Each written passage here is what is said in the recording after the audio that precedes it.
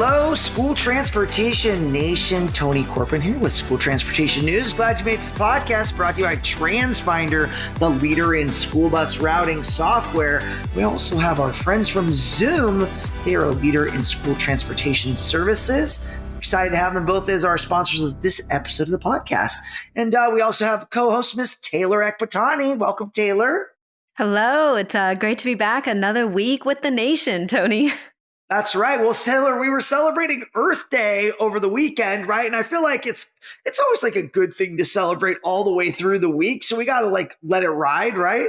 Oh, heck yes. Nice. Yeah. Plant a tree, get out there, do something, get outside, enjoy the good weather, do something good for the earth. But you know what? STN, we are always trying to do something good, which is why we have the Green Bus Summit, Taylor. We got that in Indianapolis and in Reno, and trying to educate everybody about all the latest and greatest and near zero or low emission technologies. And there's a lot happening specifically at these events, really to kind of help educate you guys more about what are your opportunities? What do you have? Who are your partners? What are the trends? Funding, looking at EPA success stories. We'll be looking at propane energy. We'll be looking at electric. There's a fair amount of discussion as well around how and understanding the actual charging. So when you're moving to electric, you have to look at the time of use, the demand charging, the time in which you discharge, also partnering with utilities and looking at implementing call it electric infrastructure kind of technologies, right? There's just so much involved. It's not like the days of old where you're just order your buses and they come and you can walk away. No. There is a lot more intricacy and complicated kind of elements to deploying an electric fleet and managing and maintaining it. So we'll be covering all that at STN Expo Indianapolis, June 4th and 5th, and then STN Expo in Reno on July 16th. So guys, we'd love to see you for Green Bus Summit and all the good things that we're having at the conferences. And don't forget, STN Expo Indianapolis, the early bird deadline to save $100 is this Friday, April 28th. If you guys are planning on coming, be sure to sign up. Don't wait any longer. Lock in your savings and register today. Yeah, Tony, I definitely think the Green Bus Summit is a really great opportunity for transportation directors. I mean, there are so many questions out there when looking to go with, alternative energy, when looking at electric. And so I think the Green Bus Summit really answers everyone's questions and provides, contacts for where these directors can go to if they need help. I mean, the push for zero emission technology is here. It's not coming anymore. I honestly feel like it's here. New York has that mandate where by 2027, all school buses purchased must be zero emission, which means electric at this time. We'll see what kind of the future holds there. But I mean, it's here. Electricity powered school buses, they're not a thing of the future anymore. A little bit later, I'll be talking to Karim, and he's the Director of Student Transportation and Fleet Services for Bethlehem Central School District in New York, and he has 5 EV buses. So he'll be giving us a little bit more information on that, talking about the mandate in New York. So stay tuned. But yeah, Tony, lots of big conversations happening at these conferences. Yeah, so Taylor, we picked up last week that Bloomberg, big financial outlet, their Bloomberg Green and Technology section had put out an article. The next EV push is an overhaul of the iconic American school bus. Now you've got mainstream media picking up on this kind of inflection point in our industry, and they're also seeing the billions of dollars of new funding that the federal government is poised to deploy to help school districts access this technology. Because at the end of the day, it becomes a funding issue. Unfunded mandates, the buses cost almost 2 to 3 times the cost of diesel. They got to make the economics work for this. And without the funding, it just doesn't pencil out, I think, quite yet. It's still early days. Yeah, I know. I was reading the article as well. And what surprised me is they cited the World Resources Institute and said that in 2016, there was only 10 electric school buses committed, which is crazy to think that not even 10 years ago, there was only 10 electric school buses, that were awarded, ordered, or delivered to school districts. That's 7 years ago, right? I mean, it's even less, right? Like trim that down by 30%. So yeah, it becomes this kind of movement that is so much faster than anyone expected to happen, right? It's accelerated so much more, and all the OEMs in the market have all committed to R&D and development of this technology, and they're not looking back, right? The ball is rolling, the stone is rolling down the hill. There is no stopping it. We're all just going to be pulled along as this kind of evolution in technology happens in our market. So, guys, get ready for the ride. Got to come to Green Bus Summit. I don't know how you're going to survive without the knowledge and the know-how and the contacts to do it. It just becomes a daunting task, and don't do it alone. There's a lot of people that are learning. There's a lot of stories that are going to be looked at, case studies of what a successful deployment looks like. And there's other technologies too. There's propane, Taylor. That's the number one choice for alternative fuels in the school bus industry. So some people aren't like gung ho on electric. They're going to propane, or they just can't let go of those diesels. There's like, I'm diesel's my way. I'm not changing. They've drawn the line. Eventually they'll go, but there's a lot of early adopters at this point, piloting and testing, and we'll call it small deployments. Really, I'm not sure if there's a deployment. There's probably a few, maybe 50 buses, but I think that those are kind of on the outlier side, right? It's usually like 1 to 10, right? That's usually what we find these days in the marketplace. Mm-hmm. And we're still collecting nominations for the Green Bus Summit Fleet Awards. Am I right? Yeah, you are. We definitely are looking. If you guys know anyone that's doing innovative in the green energy sector, STN EXPO Reno at the Green Bus Summit, we are deploying our annual Green Bus Summit Fleet Awards. So we need nominations. If your district is doing innovative things in the area of green technology, we would love to hear about it and see if you guys could be winning an award on the stage of STN EXPO and Green Bus Summit. So go to the STN EXPO website, click on Green Bus Summit, or go to greenbussummit.com, click on Reno, and you'll find a link to the nomination form. We also have a story on stnonline.com. If you search Green Bus Summit or Green Fleet Awards, you'll be able to find that nomination form embedded in the article. So lots of good stuff happening, Taylor. I can't wait for your interview. But before we get to that, we're going to hear from our friends at TransFinder. All right, Taylor, got a special message from TransFinder about Route Finder Plus and Wayfinder. The award-winning product offered by TransFinder is industry-leading routing solution, and Wayfinder is a driver app that is changing the way drivers and subs approach their routes. Together, this pair provides a winning combination to help combat school transportation woes, including driver shortages, inefficiencies, student discipline issues, while helping you improve the driver experience. Route Finder Plus is intuitive, browser-based, includes route optimization to help you build the most efficient routes. Wayfinder, the driver app, provides turn-by-turn instructions, allows users to take attendance, which works seamlessly with Plus. Guys, you can learn more about TransFinder's dynamic duo of products by emailing them at getplus@transfinder.com or giving them a call at 800-373-3609. All right, welcome back, guys.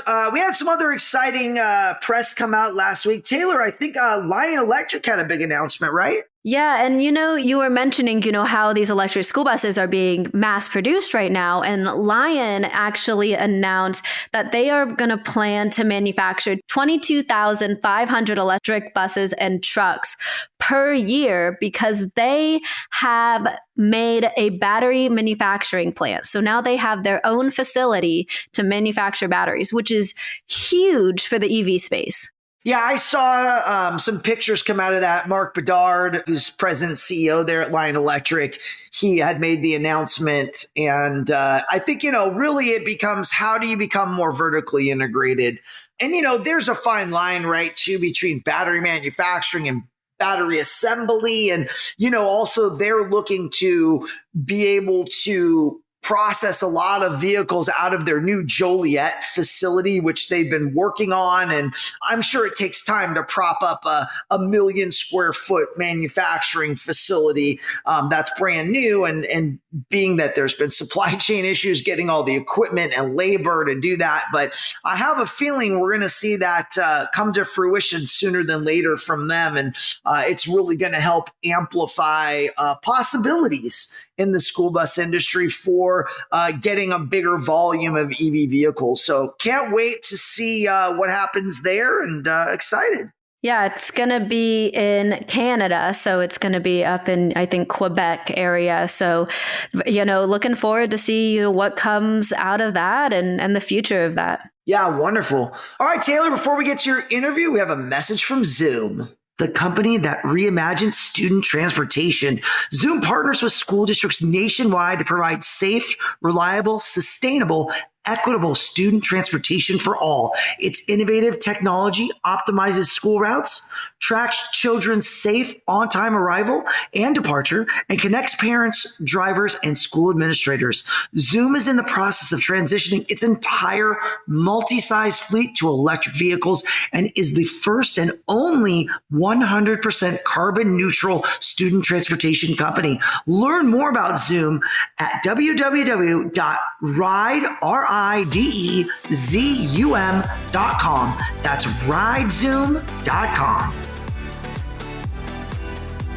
All right, guys. So we are back. We have another special guest from New York. I know we've had a lot of New York people on recently, but we have another special guest from New York, Karim Johnson, the Director of Student Transportation and Fleet Services for Bethlehem Central School District. So hello, welcome. Thanks for joining us. Thank you for having me. Yeah, of course. So, Ryan is off putting the May issue to bed, but Karim, you were actually featured in it. So I'm hoping you can kind of shed a little bit of light and talk about how GPS and telematics are playing a role in electric vehicles. So can you kind of spill the beans a little bit on what you talked about for that article? Not giving everyone all of the information, but a little bit of what you talked about and how that GPS and telematics and EV all kind of play a role. Okay. Well, quite simply is that an EV bus is, a big computer in a lot of regards. So, the GPS telematics and those pieces plug into it and is able to give you insights on what's going on with your EV bus. So like in our case, we had GPS telematics probably for about a year and a half, give or take. And so we had that first, then we got the EV buses, and then we started to realize that the telematics system gives us data concerning the EV bus. And using that data from the telematics system, we're able to, it helps run our operation in regards to deploying those EV buses daily. Mm-hmm. And I know you were quoted in the article kind of talking about how it helps with state of charge and if some of your, batteries are low. And I think you even had a circumstance in where your mechanics had to, go to the transportation facility on like a weekend or after hours or something to, refuse that connection. Yes. So as quoted in the article, that we didn't start out with a charge management setup. So with the telematics system actually providing some of the bus side data, we were able to find out that buses wasn't charging on a Saturday and deploy staff to go check on those buses so they're ready for Monday morning. Mm-hmm. Yeah, that's huge because no one wants to get there Monday morning and not have school buses, ready for their routes. Yes. And it was, it showed the power of the telematics system in regards to the EV buses. Just that one time in my book paid for itself. Right, exactly. Okay. And I know you guys have 5 EV buses, another on the way. Yes. 5 total, 1 that was purchased last year that we're waiting any week now for it to be delivered. And then on the bus proposition ballot for this year is a 7th bus. Okay. So obviously, New York has some very heavy electric school bus kind of, guidelines for you guys. What does that kind of look like for your school district, and how will that kind of future school transportation in New York? So New York has a 2027 and a 2035 mandate. The 2027 is for the purchase. Basically, school districts and contractors can't purchase any new non-zero emission buses. So everything from that point has to be zero emissions, new purchase. And then by 2035, every vehicle in your fleet must be zero emissions. Then for us, what we've done is we've looked at the transition in regards to our actual fleet replacement cycle. We buy buses each year to keep an even amount of buses purchased each year to avoid fluctuations in the purchase costs for our community. And it allows us to replace buses about once every 12 years. So we have coordinated the transition of the EVs in our district along with our fleet replacement schedule, which allows us within a 12-year period, it is the hopes for our district to be at the 100% mandate, 100% EV fleet by 2035. Wow. Okay. So you are, projected to kind of reach that, based on your fleet replacement plan. Yes. And what is kind of like the breakdown of your guys' district? So, how many routes do you run? How many school buses, would that be transitioning to EVs? What's kind of the background there? Okay. So we have 103 vehicles total. 97 of them are large and small school buses, and 6 are four-wheel drive sport utility vehicles that we use for our mountainous school bus routes. And pretty much it's 100% conversion. So we'll be converting to large, small, and as soon as a four-wheel drive model is available, we'll be also converting our four-wheel drive vehicles to EVs. Mm-hmm. So I'm going to put you on the spot right now. But do you think that with your routes that you currently have, that EVs will be able to kind of sub in and take on those routes that you have? You mentioned mountainous routes. So do you have any concerns, or are you kind of like, full-fledged ahead, we got this? There are questions that definitely have to be answered. I think in the normal use case of home to school and school to home, EVs, there's not really much question on our routes up here. We're a lot more condensed than more like rural or some of the southern school districts in the country. So we don't run a whole lot of miles. So we feel good about even the technology now for the majority of our routes. But when you start getting into the extracurricular activities, and when you have situations where a bus runs AM, runs a field trip in the middle of the day, then runs their PM route, and then runs a athletic trip in the afternoon. Right now, I believe that there's still a lot of questions about how that particular case would work with the existing technology. Mm-hmm. And you guys are based just outside of Albany, right? I was looking it up as you were speaking, just to kind of figure out where you guys are kind of nestled in there. So we're about 3 miles southwest of Albany, New York. Okay. And you said it's mostly rural kind of routes? We're basically in half. Half our district is at the foot of the Helderberg Mountains. So we have some rural and mountainous. And then most of the other half of our district is suburban Albany.